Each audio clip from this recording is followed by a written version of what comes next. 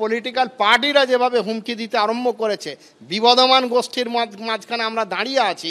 লোক আগে দেখবে যে বুথ লেভেল অফিসার কে আছে এবং তাকে আগে ধরবে। সেক্ষেত্রে তার নিরাপত্তার বিষয়টা আপনারা কি মনে করছেন? বিহারের পর এবার বিধানসভা ভোটের আগে পশ্চিমবঙ্গেও ভোটার তালিকায় বিশেষ সংশোধনের প্রক্রিয়া শুরু নিয়ে জল্পনা তুঙ্গে উঠেছে। ইতিমধ্যে কলকাতা সহ একাধিক জেলায় বুথ লেভেল অফিসার বা বিএলওদের ট্রেনিংও শুরু হয়ে গেছে। এরই মধ্যে তপ্ত হয়ে উঠেছে রাজ্য রাজনীতিও। বিএলওদের কার্যত হুঁশিয়ারির মুখে পড়তে হচ্ছে। একদিকে মুখ্যমন্ত্রীর কড়া বার্তা, আর অন্যদিকে বিরোধী দলনেতাও সতর্ক করছেন। নোটিফিকেশন যখন হবে ডেট অফ ইলেকশন, তখন থেকে এটা ইলেকশন কমিশনের আন্ডারে যায়। তার আগে স্টেট গভর্নমেন্ট, আবার ইলেকশনের পরেও স্টেট গভর্নমেন্ট।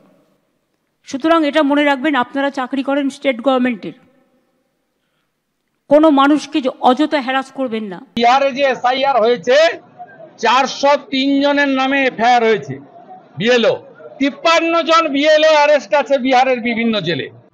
ভোটার তালিকার বিশেষ সংশোধনের ক্ষেত্রে বিএলও বা বুথ লেভেল অফিসাররা গুরুত্বপূর্ণ ভূমিকা নেন। কার নাম থাকবে, কার নাম বাদ যাবে, এক্ষেত্রে তাদের সিদ্ধান্ত মতামত মূল্যবান। কিন্তু যেভাবে এখন থেকেই শাসক কিংবা বিরোধী দল তাদের কার্যত হুঁশিয়ারি দিতে শুরু করেছে, তাতে হতভম্ব বিএলওরা। অ্যাডিশনাল সিইও তিনি বলছেন যে আপনাদের নিরাপত্তার বিষয়টি ভাবা হবে, প্রয়োজনে প্যারামিলিটারি ফোর্স আপনাদেরকে দেওয়া হবে।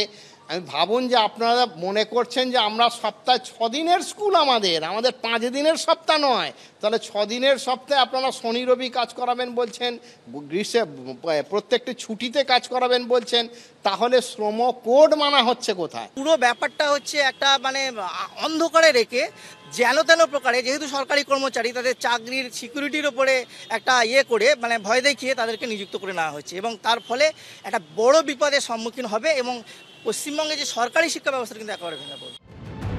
নির্বাচন কমিশন সূত্রে দাবি, বিএলওদের প্রয়োজনীয় নিরাপত্তা দেওয়া হবে। তবে বিএলওরা আইন না মেনে কোনো কাজ করলে তাদের বিরুদ্ধে প্রয়োজনীয় ব্যবস্থাও নেওয়া হতে পারে। এরা সরকারি চাকুরে অনেক দল করে, কোন ইউনিয়ন করে না করে, এটা তো এবার অন্য সরকারের মতো যা অবস্থা, যে সরকারি কর্মচারী হলে সরকারের বিরুদ্ধে কোনো পোস্ট বা সোশ্যাল মিডিয়ায় লেখা যাবে না।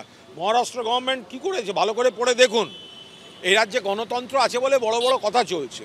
যারা এ হয়তো সিপিএম করে, এ হয়তো বিজেপি করে, বড় বড় কথা। বিএলওরা যে কাজ করতে যাচ্ছেন সেটা দেশের কাজ। নির্বাচন কমিশন তাদের যে কাজ দিচ্ছে সেই কাজ তারা নিষ্ঠার সঙ্গে করুন, ভয় মুক্ত হয়ে করুন।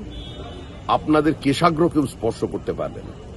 যদি কেউ করার চেষ্টা করে, নির্বাচন কমিশন আপনাদের সঙ্গে থাকবে এবং ভারতীয় জনতা পার্টি আপনাদের জন্য রাস্তায় নামবে।